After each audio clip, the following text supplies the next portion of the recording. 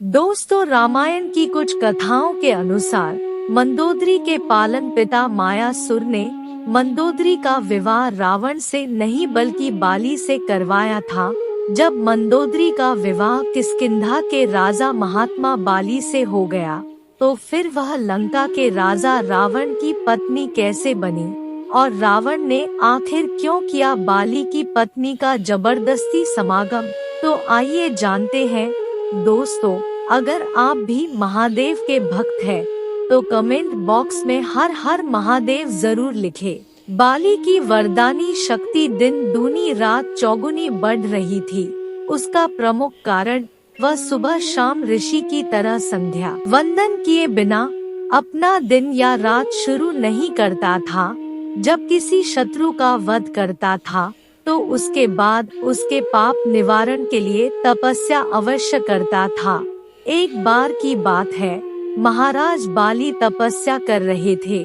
उधर ब्रह्मा और शिव के वरदान पाने के बाद रावण तीनों लोकों में युद्ध छल बल से किसी न किसी प्रकार सबको हराता हुआ धीरे धीरे पूरे पाताल, आकाश, अंतरिक्ष को जीत चुका था। अब वह पृथ्वी के समस्त राजाओं से बारी बारी युद्ध करके अपने अधीन कर रहा था। अब इसी उद्देश्य से वह किष्किंधा आया और बाली से युद्ध की मांग की, परंतु बाली उस समय तपस्या में बैठे थे। अब रावण बार बार उनके ध्यान को भंग करने की कोशिश कर रहा था, जिससे क्रोधित होकर बाली ने रावण को पकड़कर अपने बगल में दबाकर 6 महीने तक तपस्या करे। तब रावण कुछ नहीं कर पाया और चुपचाप दबा रहा। 6 महीने बाद तपस्या खत्म करके फिर उसने रावण से पूछ लिया कि अब बताओ, युद्ध मांग रहे थे, चले मैदान में। परंतु रावण ने तुरंत हार मान ली, परंतु मन में दुश्मनी की गांठ बांध ली और मौके की तलाश में रहने लगा। अब अगले वर्ष फिर बाली पहले की भांति अपने प्रिय भ्राता सुग्रीव को कार्यवाहक राजा बनाकर तपस्या करने लगा। सुग्रीव भी ज्यादातर समय भाई के आसपास ही गुजारता था।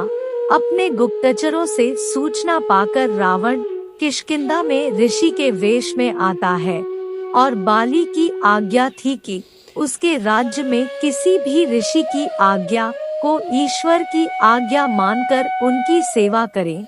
ऋषि आगमन सुन महारानी मंदोदरी अपनी देवरानी तारा के साथ आकर ऋषियों को भोजन सेवा के लिए खुद आ गई।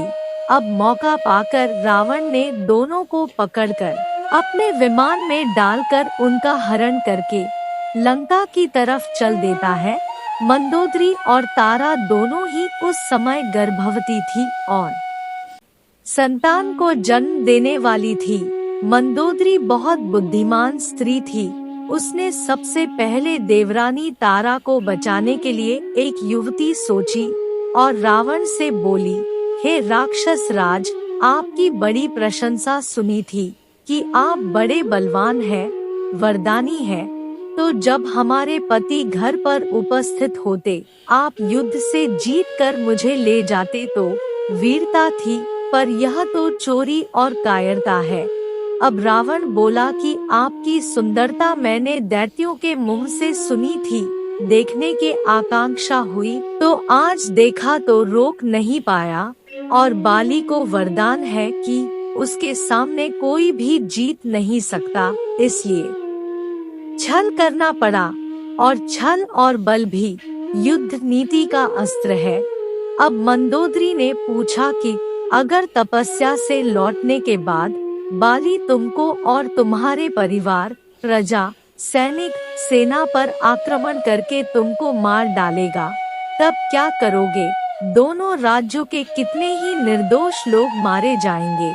क्या इसकी तुमको कोई चिंता नहीं है या भय नहीं है? कौन बचाएगा? रावण बोला कि तुम जैसी सुंदरी अगर मेरी पत्नी हो जाए, फिर मृत्यु हो जाए तो कोई बात नहीं, मैं तुम्हारे बिना रह नहीं सकता। मंदोदरी ने बोला कि अगर बीच का रास्ता निकाला जाए तो दोनों राज्यों के निर्दोष सैनिक मरने से बच सकते हैं। तुम और बाली दोनों युद्ध से बच सकते हो। रावण बोला, मैं तैयार हूँ। मंदोदरी ने कहा कि मैं तुम्हारे साथ चलूंगी, पर मेरी देवरानी तारा को किष्किंधा में छोड़ना होगा। रावण ने मान लिया और तारा को किष्किंधा वापस करने चल पड़ा और तारा को महल की छत पर उतार दिया। वह फिर मंदोदरी को लेकर चलता है तो मंदोदरी कहती है कि मैंने सुना कि आपकी गर्जना इतनी भयानक है कि जिसको सुनकर महिलाओं के साथ पशुओं के भी गर्भ गिर जाते हैं। उसने कहा, अगर यह सच है, मैं वह गर्जना सुनना चाहती हूँ। अब रावण ने बड़ा जोर से अंडाहास किया, जिससे पूरे ब्रह्मांड में आवाज गूंज गई। इतनी भयंकर आवाज से रानी मंदोदरी के गर्भ जल्दी हो गया और उनका पुत्र समय से पहले ही पैदा हो गया। अब यह मंदोदरी का दूसरा त्याग है। बाली पुत्र की रक्षा करने का बुद्धिमानी पूर्ण फैसला किया। मंदोदरी पुनः प्रार्थना की, इस बच्चे को तारा के पास छोड़ दो ताकि इसका पालन पोषण हो। अब रावण ने पुनः विमान वापस किया और मंदोदरी को महल की छत पर उतारकर बच्चे को तारा को सौंपने की छूट दी। अब मंदोदरी अपना बालक तारा को देखकर बोली कि आज मैं अपना अंग आपको, अपना बेटा दान कर रही हूँ। आज से तुम ही इसकी माता हो। हर पुत्र माता के शरीर का अंग होता है, इसलिए इसका नाम अंगद है। अब मुझे अपने राज्य तुमको और अपने पुत्र को बचाने के लिए रावण के साथ जाना होगा। और वह रावण के साथ लंका चली गई। अब रावण ने मंदोदरी से गंधर्व विवाह करके उसको लंका की महारानी बना दिया और परिणाम स्वरूप मंदोदरी रावण से गर्भवती हो गई। अब पूरे 1 साल की तपस्या का व्रत लिए महाराज बाली की तपस्या खत्म हो गई और सुग्रीव की सेवा भाव से वह अत्यंत खुश हुआ तो भाई को गले लगाया और प्रसन्न होकर अपने राज्य को लौटा। परंतु तारा से सारी घटना सुनकर सुग्रीव को राज्य की रक्षा के लिए छोड़ा और खुद अत्यंत क्रोध में भरकर लंका पहुंचा और रावण को ललकारते हुए लंका में विचरण करने लगा। अब रावण बाली के डर से कभी इस महल से कभी उस महल में छिपता फिर रहा था। अब उसको कोई उपाय नहीं सूझ रहा था। लंका में नरसंहार को रोकने के लिए पुनः मंदोदरी ने परोपकार की भावना से रावण का साथ दिया और बाली के क्रोध से बचने का उपाय बताया।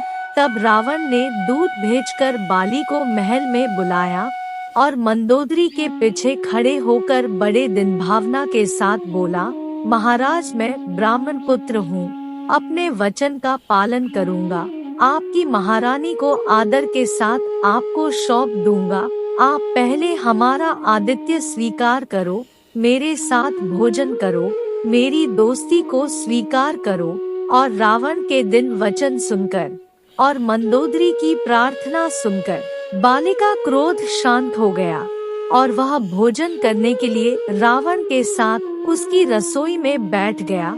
अब जैसा कि सभी साथियों को पता है कि भोजन हमेशा पृथ्वी पर बैठकर लकड़ी के पटरे पर बैठा जाता है। पैर की उंगली पृथ्वी को स्पर्श करती है, परंतु एड़ी पृथ्वी के ऊपर रहती है। अब दोनों हाथ दोनों पैरों के बीच में रखकर दाएं हाथ से भोजन को खाया जाता है और भोजन करते समय मौन रहा जाता है। यही भोजन का तरीका है। अब खाना परोसने वाली स्वयं रानी थी। उसने 2 थाल में स्वादिष्ट व्यंजन परोसे और रावण और बाली के सामने रख दिया। बाली भोजन के पूर्व ईश्वर को समर्पित मंत्र पढ़ने में अपनी आंखें बंद करता है, परंतु रावण अपनी थाली का एक निवाला खाकर फिर दूसरा निवाला तोड़कर उसमें ही रखकर अपनी थाली बाली की थाली से बदल देता है। अब मंदोदरी को पता था बाली कभी भी किसी का झूठा भोजन नहीं कर सकता, इसलिए उसने ही रावण से यह काम करवाया था। अब बाली ने ऐसा करते देखकर खड़े होकर अत्यंत क्रोध में गर्जना की, जिसको सुनकर लंका में मंदोदरी सहित 72,000 महिलाओं के गर्भ एक साथ गिर गए और पूरी लंका में चारों तरफ हाहाकार मच गया। अब रावण अपनी मृत्यु पकी समझकर पुनः मंदोदरी के पीछे छुप गया। अब गर्भ के दर्द को समेटे हुए पुनः मंदोदरी हाथ जोड़कर बाली से बोलती है, हे महात्मा, हे वैष्णव बलवान में महाराज बाली, आपके सामने यह रावण एक तुच्छ प्राणी है, ऋषि विश्रा का पुत्र है। आप तो ऋषियों के रक्षक हैं, फिर ऋषि पुत्र का वध कैसे कर सकते हैं?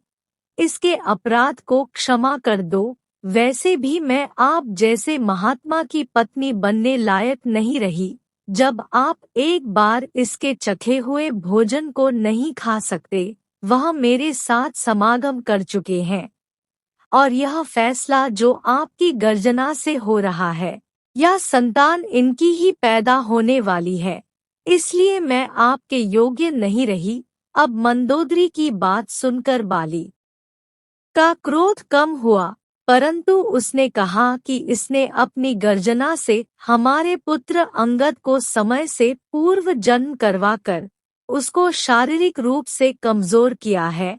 आज लंका की कोई भी गर्भवती अपने बच्चे को रोक नहीं सकती और जिससे लंका की सारी स्त्रियों के गर्भ एक साथ गिर जाते हैं।